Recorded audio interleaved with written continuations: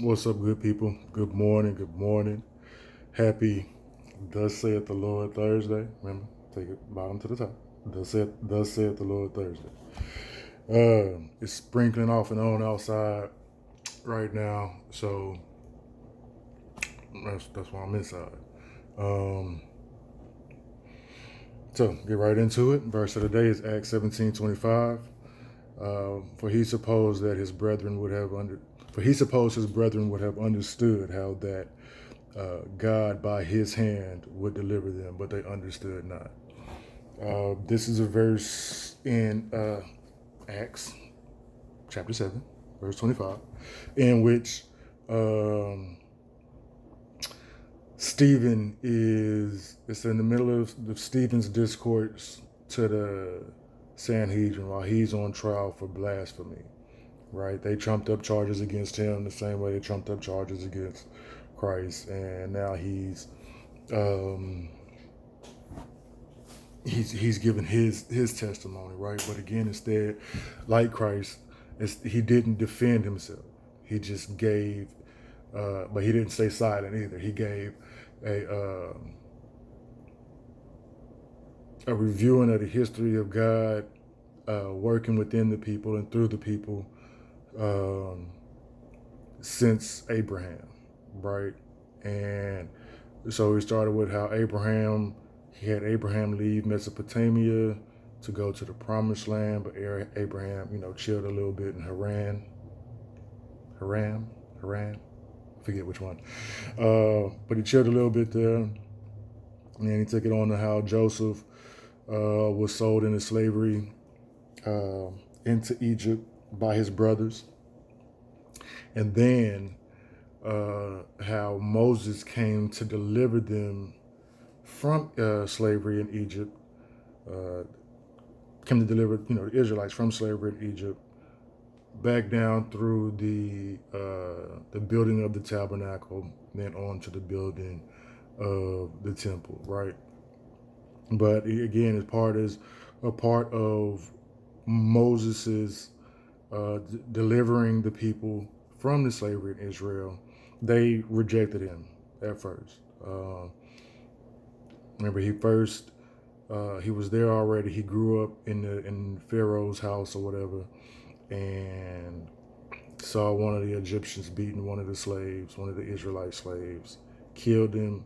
They rejected him. He took off. He came back 40 years later, went through the process of delivering him. They still didn't really understand, but finally made it happen. And so in that's what Stephen is doing.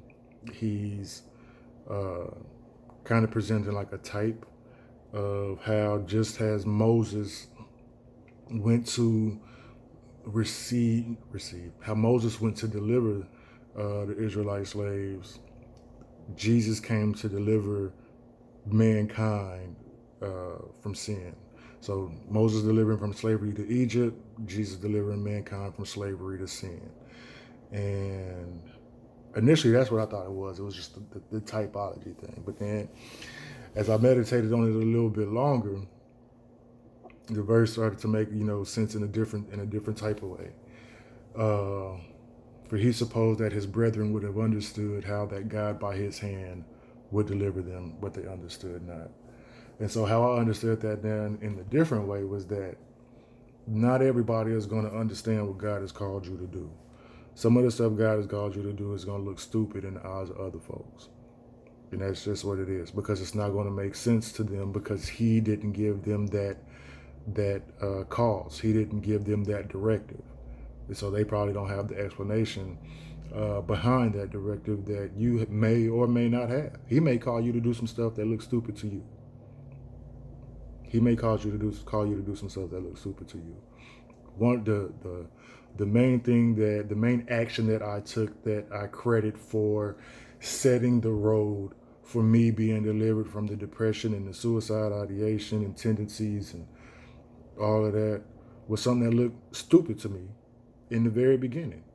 And it looks stupid to other people when I tell them that, when they're going through and I tell them my testimony and what happened for me, and I tell them that maybe you need to do what I did. right? Which was thank God for, not despite, not through, but for what, to me was the worst thing that could happen to me, was the worst thing that happened to me, right? Like I said, when I was led to do it, directed to do it, it felt stupid. It felt so stupid that I laughed heartily in the face of the man who made the suggestion, right? Who God sent to make that suggestion, right? So I didn't understand. It looked stupid to me. Um, I know somebody right now in a situation where they're in a situation that, from everything they've told me of the situation, it's a stupid situation, and they shouldn't be in that situation anymore. From everything that from their own mouth, except for there's a voice telling them to stick it out. Um, I've advised that person to, look into that voice and see what that voice is coming from, because not every little voice we hear is of God. Sometimes it could be, of our own desires, of our own pride, of our own unwillingness to admit that we've made a mistake or could be making a mistake, or just unwillingness to go back to a situation that was beforehand. So, but at the same time, I understand how God can call you to do things that could look stupid to not only yourselves, could look stupid to others as well. And not just look stupid, they just don't understand it.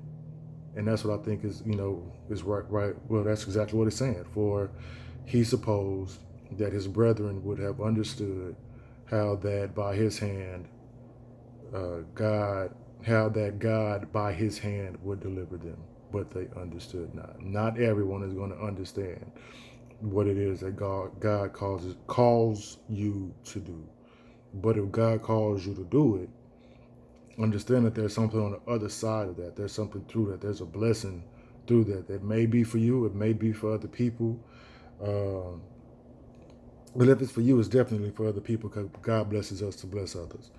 But that's really just the main thing, that you have to be in tune with God in order to understand the different things that he's calling you to do.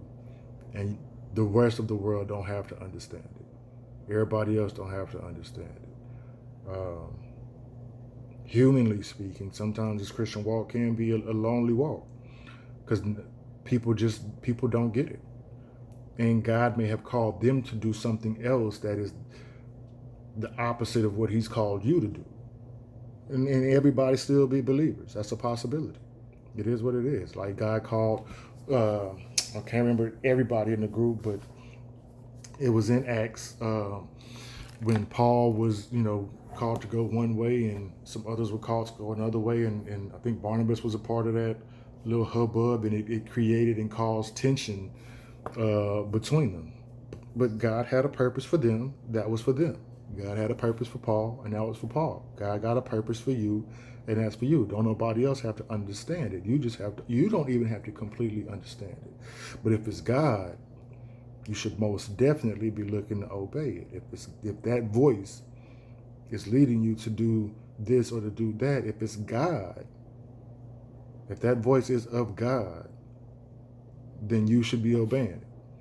Sometimes it won't make sense to you until the other end. Sometimes it won't make sense to the rest of the world until the other end. I'm a living witness of that. I'm here talking to you today for the sheer fact that I did something that God called me to do that seemed ridiculously stupid at the time that I did it, leading up to the time that I did it. And it was the best thing I've ever done for myself in my life.